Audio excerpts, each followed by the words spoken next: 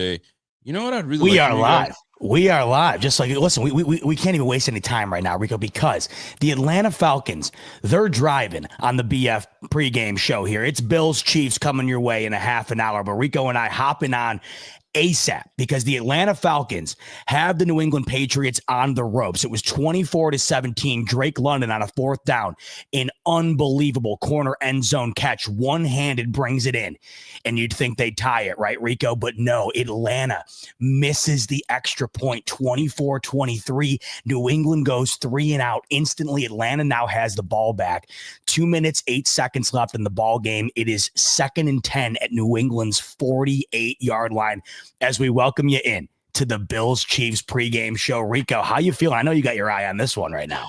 Listen, I got my eye on this one. You know what would be just so fantastic is just a Bijan Robinson just take it to the house, which would be so fantastic for me because I have Bijan for fantasy.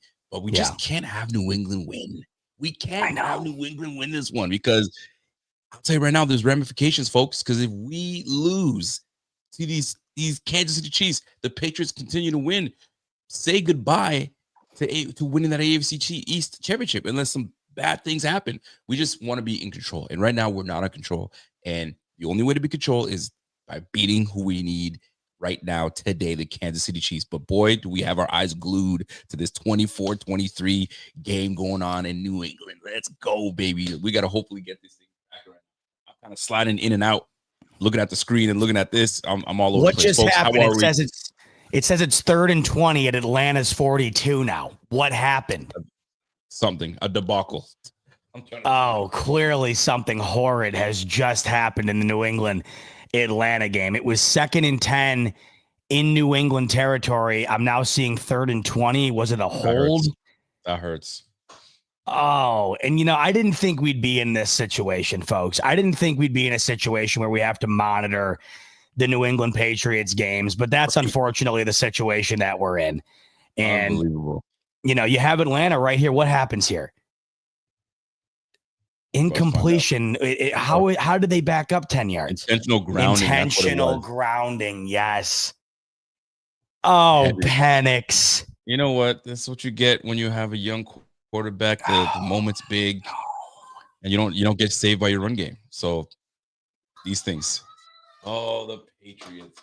Oh my God. Well, hey, hopefully. Oh, listen. What is it? 4th and 20. Wow. And Atlanta is punting the football. Brutal. Just like that, what felt like a pulse for the Falcons has turned into a flat line. Beep. Looks like they're toast. Now we turn to the Buffalo Bills. Buddy. The Bills can only there's a lot control. going on.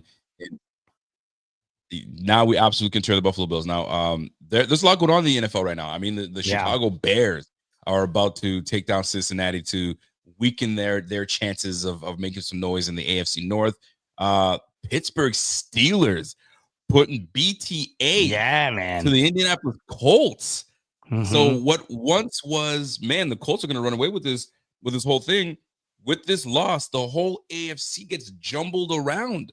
So this game means a little bit more to us, this Bills Kansas City game. My, how tables have turned and things are looking a little different for the boys. So Indy is on their way to losing this game, this matchup to the Pittsburgh Steelers, which I didn't see happening. You got a 15-all tie with Houston and Denver with Davis Mills running the show. What? Yeah, dude. CJ Stroud got smoked while he was taking a slide, man. He got nailed. I got to tell you something. I think the slide is the most dangerous thing you could do for a quarterback. I agree. Play football. If you're going to go for it, head down, protect yourself, protect the ball, and away you go. You make yourself open. It's just a bad play. Sliding and then momentum from the player coming in and you going with, it's just a bad play. Just play ball. I bet you guys, I hope Josh never does that. Josh, never slide. Never slide. If you do the punishing, but this sliding business has to stop. Unless you're going to slide 5 yards ahead of time, then do it. But if you're going to play that line and toe that line, you better go forward. Go forward. That's why I kind of respect what Jackson Dart is doing. Jackson Dart don't believe in that nonsense. He's a dog that way. Yeah. He's a dog. He is an absolute dog. But No, I here agree we with you. are. The slide's BS because it puts everybody in a tough spot. It puts the quarterback in a tough spot. It puts the tackler in a tough spot. There's nothing you can really do if you've already committed to the tackle, and you either hurt him or a 15-yard penalty or both, like what happened in this particular game. Absolutely. Yeah, crazy week 9 though. We got the Vikings. JJ McCarthy's first game back from injury. They're beating the Lions right now. Steelers, like we talked about, dominated the Colts all game long. Bears. 14-point lead on the Bengals, who just 2 weeks ago felt like they were going to have, an ability to stay relevant within the AFC North. That is slowly starting to eradicate. Carolina tied with Green Bay. They are in scoring territory. Yes, they are in scoring territory. And it looks like Carolina has a chance to win this game in regulation as time expires. So that's like I said last week. And look, I think Green Bay is a bit overrated. I don't think that they've played nearly as well as their record indicates. But like we talked about last week, Carolina isn't a bottom feeder. They're not a Super Bowl caliber team, but that's still a good quality middle of the pack team. You're seeing that this afternoon as they're going toe to toe with Green Bay, likely to beat them here and give them only their second loss of the season. So speaking of 2 losses, the Bills have 2 losses going into this one, Rico, against the Kansas City Chiefs. Teron Johnson was the one that was kind of on the bubble in terms of whether he was going to play or not. He's confirmed not to be playing in this game. So look, we're 25 minutes away. I mean, where are you at right now? How are you feeling about this one? Because of course, every year, this is the most anticipated game of the season. But from what I can tell, maybe it feels a little bit different to some folks going into this one this afternoon. Listen, man, I was just in conversation with Pierre, and I was like, Pierre, help me out, brother, because right now I'm just not into this matchup. Give me something that's gonna have me excited. Give me something that's gonna have me saying, okay, you know what, maybe we got something here. And I'll say this. He said something to me that made me kind of say, you know what, I kind of like that part. This is like a division game. I think we all know these guys have been playing each other. I mean, the match 10 times these guys have played each other. The NFL loves making these guys face off in the middle of the season around this time to kind of give you some spice and drama. Here's the deal. What can we get excited about this game? McDermott sharing duties with Bobby Babich. I think this is one of those games where he says, hey, Bobby, I'm going to need you to sit this one out. I got this one. I got this one against my mentor. I got this one against my former boss, if you will. Let me call plays going forward, or let me call plays at least for this game, because we need this one bad. Can that happen? Will that happen? That's a whole, we don't know. I know that he's been sharing duties, but how much does sharing mean I'm calling everything and I'm letting you know what I'm calling? Or is Bobby Babich playing it easy, saying, no, we really run things together with one another. We say, hey, you running this play? Hey, you run that play? Who knows how it's really going down? I just know that I need McDermott calling plays, or at least very influential in these plays being called against this red hot Kansas City team that's run 5 of 6 games. Boys, these boys are hot. These boys are hot, and it doesn't help. Josh Palmer out, Taron Johnson out, Brandon Codgerton, our return guy that we normally look for safe haven to do something, he's out. So we're going to get more Keon Coleman returning footballs. I'm not sure what's going on with that. Shaq Thompson's been doing big things. He's out. Chase Lund, obviously rookie, out. And then the big one, Daquan Jones being out with obviously Ed Oliver on IR. Buddy, it's going to be it's going to be an interesting one. It's going to be an interesting one. But play calling, that's going to be key. That's going to keep us in there. What's got you hyped or not hyped? I don't know. Are you hyped for this? Are you not? Are you neutral? Are you on the fence? Where are you? A little less hyped with New England officially going 7-2, beating the Atlanta Falcons. Atlanta had them where they wanted them. And with an intentional grounding, forcing them to punt, they then had New England in 3rd and 7. Rico, Hunter Henry gets a first down to officially end the game. Drake May is currently kneeing it out against that team. So you now have the New England Patriots, folks, at 7-2 upon the conclusion of the early afternoon window of week 9. That is crazy. The Buffalo Bills cannot afford to really slip up at all. And the unfortunate reality is that they're heading into situations like this afternoon that are, you see the hazard sign up on the ground, slippery floor, watch out. I mean, you're walking into the hazard zone. And this afternoon, of course, is as hazardous as it gets. You're playing the reigning 3 consecutive AFC champion here, right? I mean, they're looking to do what only the Buffalo Bills have done in the past, and that's go to 4 straight Super Bowls.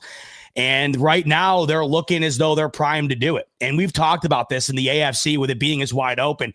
This is why I've said I think Indianapolis is playing the best football in the NFL, but I'm not going to say that they're the best team in the NFL right now because they haven't proven that to me over a consistent period of time as the Kansas City Chiefs have.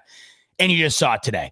A Pittsburgh Steelers team who just got waxed by Green Bay, who's about to lose to Carolina, a Pittsburgh team who loses to Joe Flacco, who joined the team 6 days prior.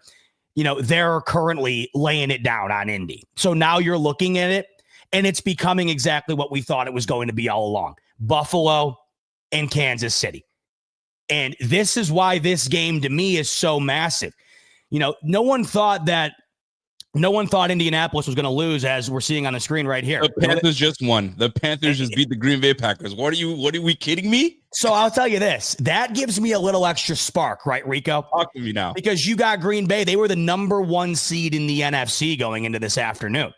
And you just watched the Carolina Panthers team beat them on the road, Rico. That was at Lambeau today. At Lambeau. Buffalo goes into Carolina, beats that same team 40-9. Oh, well, Bryce Young played today. Give me a break. Buffalo dropped 40 on that team. James Cook had a historic performance against a really stout running defense. Give me a break. So that has me feeling a little bit better right now. But as we know, these games week to week, they don't mean much. And you're watching, once again, what we thought was what it was going to be all along end up being the reality as we head into this game this afternoon. It's Bills, it's Chiefs. The winner of this game, it means more than just, the 10th meeting. Yay, can't wait to enjoy it. This is big.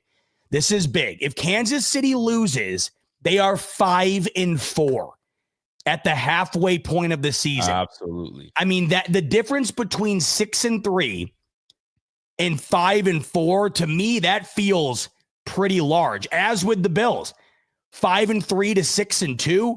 You look at Pittsburgh, pick up a win you didn't see them getting today. They're right in the fold. Obviously, Indy's right in the fold.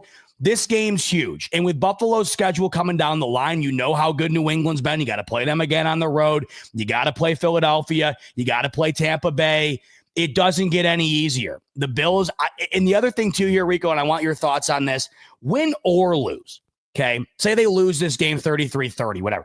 Win or lose, I got to see an inspired pass offense today. That's what I'm looking for, maybe above anything else. I have got to see an inspired pass game from Josh Allen, Joe Brady, and company, because to me, this is the time you have to do it. This is a simulated playoff experience this afternoon. This is going to tell me a lot about what this pass offense has to offer come January, for sure. You couldn't have said it better, because you and I were talking about earlier and looking for somewhere to get excited. And what I'm going to relay this again. It's crazy. And in the chat, those in the chat, hear me out when I say this, because I'm baffled by this, because usually I could get up for these games. I can really get myself excited for these games, knowing that I've got Josh Allen, I've got this offense, I've got this run game, and I've got an offense that can put up 30 points on you at will if they really want to, when all cylinders are rolling and are clicking. But we can't say that. These last few weeks, it's not that we can't put points up. We put up 41 last week, but it was run dependent. So when I go into this game, knowing that these guys have firepower, they can go in the air, can we match blow for blow? And in the past, I would say yes. Right now, I don't have all the confidence because, well, you know what's happening. So right now, this is why I'm not as excited, because I'm sitting here saying, I don't know if I like this matchup. But yet, we boast the best running game in the league. We're the number 1 rushing team in the league. We have one of the best O-lines in the league. And we're our top 10 offense. So how can I sit here and tell you I don't feel good about it? Well, when things are great, I need my Josh Allen. We need our Josh Allen to be at the top of his game. And he's not even there yet. He hasn't reached that point yet. So scary at the same time, because when he does, we're going to be rolling and we're already a top 10 team. But then I'm sitting here going, man, I'm underwhelmed. Well, it's because the pass game isn't working. Like you said, it needs an infusion. It needs some kind of boost, but it's just not working right now. And going up against a red hot Kansas City Chiefs team, to go back and forth, do we have enough to go back and forth with the Kansas City Chiefs? That's what it's going to come down to. So dare I say we need McDermott and his defense to at least slow the Kansas City Chiefs down to at least make this a game? Because if it doesn't, it could get nasty real quick. What are your thoughts? What are your thoughts in the chat on this passing offense? Is it something that we should worry about, or is it something that, it's the Kansas City Chiefs. We always get up for the Kansas City Chiefs. Well, need I remind you, the Kansas City Chiefs boast one of the better pass defenses in this game. So, man, oh man, this is going to be something for us to pay attention and watch. So, listen, man, big things need to happen this week, especially with New England winning, going 7-2, leading the division. Man, this whole thing has just been turned upside down, and I don't like it. Yeah, I don't like it one bit. No, it really has. I mean, I think we would all be naive to say we didn't expect a bounce back from New England. Drake May's second year, Mike Vrabel taking over. Yep. This is on a different level, though. I mean, they are 7-2 that they currently have, with now Indianapolis losing. Rico, they're tied for the best record in the AFC right now, the New England Patriots. It's not that they're just winning football games. They are currently atop of the AFC. And when you look at what they have to play moving down the line, we went over it Friday night. I believe they have 2 games remaining against a team with a winning record. That's what they have left. Atlanta this afternoon was one of their tougher opponents, believe it or not, down the stretch. They get it done. This is a team right now that it's more than just keep your eye out for New England. Keep them, in the corner of your peripheral while you continue to move forward. Yeah. No, they're in the middle of the lane right now. And they're driving. I mean, they are currently in cruise control as it stands right now in the passenger seat the driver's seat of the AFC East. And if the Bills lose today and they fall to 5-3, you have New England at 7-2. So you have a game ahead, plus the tiebreaker, and then the next game's in New England. I mean, it's disgusting to even think about. Is it not, Rico? I mean, it really is. It makes you sick. The thought of us being just gave me a bit of a flashback of, this is the norm. Tom Brady and the Patriots are above, are at the top of the AFC East, and here are the Bills scrapping for wins and trying to, at least try to make the playoffs. I don't like this feeling. I thought we had this division in a stranglehold, and I'm sorry, I got to bring this up. I didn't want to bring it up, but when you think you have a division in a stranglehold, and then you look at, well, how the heck did we let the New England Patriots catch up to us, or at least be as competitive as us? Well, you got money in the bank. You got a head coach that is aggressive and knows exactly what he wants. You got an offensive coordinator that knows exactly what he's doing, and you have a well-run organization. And I'm not saying we don't have that. It's just that I think we mismanaged a few things. We mismanaged some funds. We mismanaged some roster acquisitions, or I guess deletions, if you will. And now we've allowed the Kansas City Chiefs the New England Patriots not only to catch up, but they're fielding a competitive team, and they've got themselves a quarterback. Oh, by the way, and they have money in the bank. Rico, I think this is the biggest indictment on Sean McDermott yet, for Mike Vrabel's ability to come in and do this instantly. That's the problem. This is where I think that the success New England's having right now, it doesn't look good on McDermott. If Vrabel comes in with a second-year quarterback and instantaneously takes over the division, Rico, I mean, think about it from that perspective real quick. When you got McDermott in year 9 here, right? Yep. Allen year 8, and they come in and immediately not only win the division, but with that schedule, Rico, let's call a spade a spade. This team's vying for the 1 seed right now at 7-2 with the schedule that they have in front of them. Isn't that wild? It's wild, but it's the dead honest truth. I mean, we're halfway through the year, Rico. They've won 7 of 9. And they are tied for the best record in the AFC. With the Packers losing, they're tied for the best record in the NFL. And this is year 1 with Vrabel as coach, and this is year 2 with Drake May as quarterback. Unfreaking believable. I mean, listen, at the end of the day, these wins matter. And here's the thing, too, right? Atlanta Falcons, watching the Atlanta Falcons battle back and lose this game to the Patriots, and we had such issue. They held Bijan Robinson to less than 50 yards rushing. Drake May still did what he needed to do, 3 touchdowns in the air. So clearly he's having a great year. He's got great connection with Michael Penix, but they put the clamps on Bijan Robinson. Had we been able to do that, that game shouldn't have been an issue for us. We should have won that game. As close as that game was, it just felt like, man, how do we let this slip out of our hands? And now you're watching the New England take care of a team that we should have taken care of. This is not good. The New England Patriots right now are on a 6-game winning streak. They're on a 6. Yes, they opened the year. They lost to the Raiders, and then they never looked back, really. Unfreaking real. A 6-game win streak. These boys are hot. So, and it doesn't get any better for the Bills because our schedule gets a little tougher. Not only do we have the Kansas City Chiefs now, I believe after the Kansas City Chiefs, we got the Tampa Bay Bucks, I believe, right after.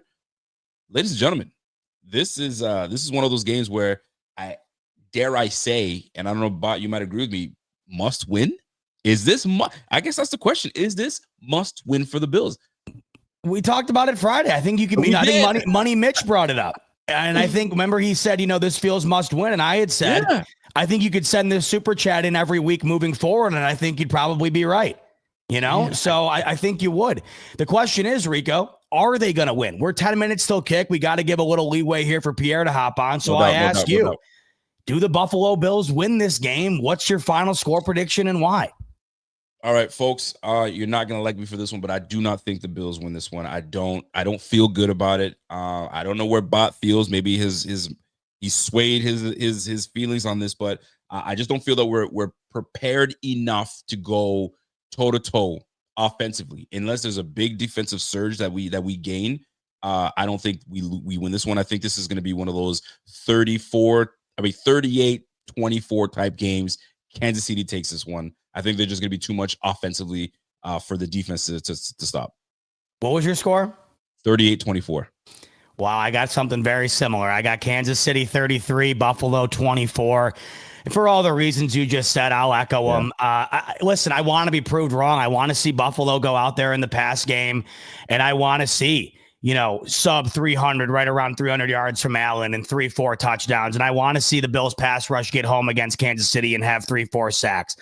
But I just don't. I mean, I got to see it. I got to see it to believe it. And I'm hoping this afternoon is what I see to allow me to believe this. But right now, the Bills just have not proven to me, at least, that this is a spot this year that they're going to go in and win. And I want to be wrong. I'm hoping I'm wrong. We'll find out shortly if we are wrong. I mean, believe me, no one wants to be wrong more than we do currently. But the Chiefs have been playing better football.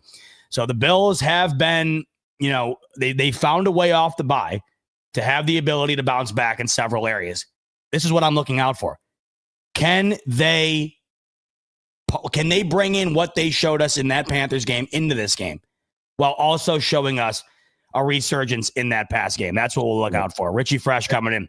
I want to win today, of course, but gut tells me the division is the Pats. But the Pats can easily get bounced in the wild card. Bills still host AFC champ game in Buffalo. Well, Richie, we'll see what happens. It starts today. And listen, we can't wait to see it. We know you can't either. On the way out the door, by the way, make sure to check out our friends over at Sleeper. Build your slip for the game. We already know you're as excited as we are, but make it even more exciting right now.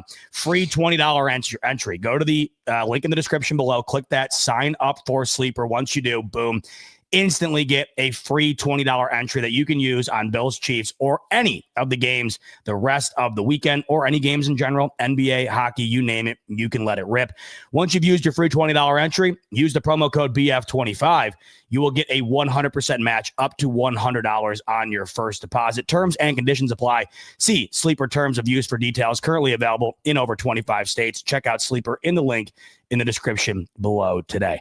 All right, Rico and I, we're sitting here begging. We're wrong. We have the Bills not taking this one, but we look forward to having you on post game and hopefully talking about how wrong we were. That's what we are hoping for, Rico. We want to be wrong, people. Trust me, we want to be wrong. And I'll tell you right now, I don't want to hear you if the Bills pull out like you doubted. Oh, we will. I don't want to hear it. And I'm fine with it. I'm ready to get egg all over my face if that ends up happening. But we shall see. 9 minutes till kick. Make sure to stay right where you are. Pierre is going to hop on, of course, for the in-game live stream. Then do not forget to join Rico and I post-game to recap a win, loss, or anything in between. We will be here. Post-Chiefs game is always one of the best streams of the year, so we hope you join us later on this evening as we recap what we just saw. We got another one. Just got another one. Get in there. Money Our Mitch. guy, Money Mitch, Len Rapster, comes in and says, I think we win 21-20. I hate the Pats driving. Much love, Bot and Rico. I think he's reverse course. He's like, you know what? Last minute change, 21-20, Bills win. If the Bills come out and come back and get it 21-20, listen, Len Rapster, love you, buddy. I love that. I think Mitch, that happens. We'll celebrate. We hope you're Nostradamus, Mitch. We hope you nailed it. We will dance in your honor, Mitch, if you nail the 21-20. No doubt. Right. Rico, all that's left to do now, sit back and watch these Bills, hopefully. And listen, it's not like we're acting like it'd be a miracle if they won. We just got to see it. If they go out and prove it to me today, I'm going to feel a whole lot different. I just got to see it. And I'm hoping I see it this afternoon. Absolutely. Listen, all right. We're all Bills fans here. We want them to win, but this one's a tough one. All right, we will see you this evening, folks. Enjoy one of the best games of the year. Who knows how many more of these we have. So enjoy it. Much love. We'll see you post game. Until then, let's go Buffalo.